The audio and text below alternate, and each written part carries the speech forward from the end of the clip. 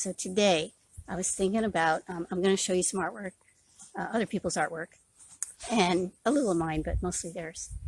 Because when I was out in the field today, one of the things I've been trying to capture is how everything is connected. And as part of that, when I go out in the landscape, I've been really struck by sounds and been posting like soundscapes on Instagram because in the silence, you know, just the birds and the drone of the insects and the, you know, it's actually pretty loud, but it's all natural noise, you know, natural sounds. And there's a rhythm to it. There's a definite, it has its own music. And along with that, there's also a rhythm to movement of the wind, especially as it goes through the trees and the grasses and the, you know, moves everything. And now as an artist, okay, artists look at movement in art. Let's talk about two-dimensional art because that's mostly what I do, like painting, drawing, whatever. They talk about your eye, how your eye moves around the composition. So that's one kind of movement that artists think about. And for me, like mostly like this is the more academic work that I was doing today. This is purely observational, and it's very good for note-taking and such, but it's very static. It doesn't really show movement. The leaves are kind of frozen there. And I tried to capture some tracks in charcoal. That didn't turn out quite so well, but but that too, it's like the memory of movement, tracks, or the memory of movement. And I deal with tracks a lot in my work. So then I went and sat somewhere else, and these are like really notes type notes, okay? And you can see that the dirt road, I have arrows. I was struck by it going in one direction and the wind going in another direction and the clouds going in another direction. And I wanted to have the memory of that to work with later on in the studio when I go to do a more complete work. So thinking about that, I thought, well, how can I show you how other artists deal with it? There's a lot of different ways. And I have this book called Drawing Now. It's actually from the 90s to 2000s. It's not so now, but it's more contemporary work. And this is an artist called Jennifer Pastor who does some really interesting work. As you can see, she did a whole piece on tracking the movement of a bull rider as the bull rider, you know, goes through the ride.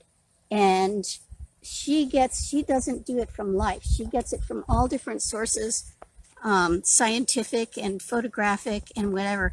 So I'm not sure exactly how she did this piece, but it's really wonderful, quite beautiful. And then another way, so she sort of shows it with the grace of the line work, and then the arrows actually showing the trajectory of the ride. And here is another artist. Now this gets into the landscape, a way that an artist might show movement in landscape, and specifically, well, two different things. Okay, if you look here, if you see the clouds, and you really get the feeling of movement in both space and time, you know how quickly clouds change. It's the swing of the movement, you really get the feeling of that they'll change again at any moment. But also I want you to notice the movement of the patterns create movement.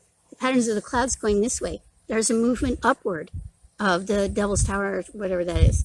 And then there's the movement across across here of the ground. There's the movement of the trees. So every part of this piece, this is by David Thorpe, sorry. Every part of this piece has movement in it. And that's another way of sort of depicting that in nature. And let's see, here's one. Oh, whoops, I'm saving that for last because it's my favorite. Okay, so here's one that's sort of interesting. And this artist is creating a kind of a flow chart across of history and space and time and everything. And so part of it is just like you know, like a flow chart that you would see. Let's see, I'm looking at the reflection there, sorry. But you know, like a flow chart in I don't know if people do that kind of stuff in offices. I haven't been in an office for a long time, but I suppose they do.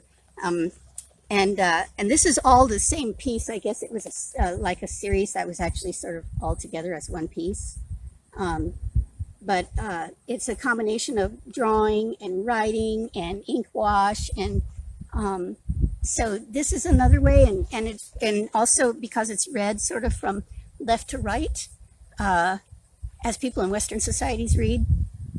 Other societies, they go right to left, you know. But anyhow, that also creates a kind of trajectory, you know, that way, with the eye. Now, here's one of my favorite artists. Her name is Julie Mehretu. I've never quite been sure how to pronounce her last name because I've never heard it pronounced. But anyhow, I first saw her work in New York. It took up a whole wall at the museum. And you have to see it in person to really get the impact. These are normally, she works huge, but they're all taken from sources that are architectural and off the internet and this and that, all different sources.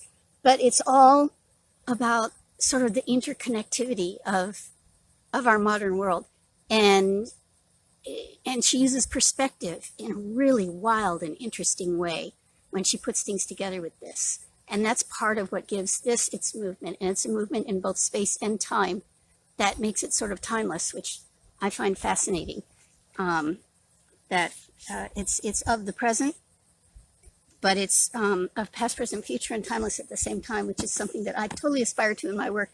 I don't know if I'll ever get there, but I think she got there and continues to do so.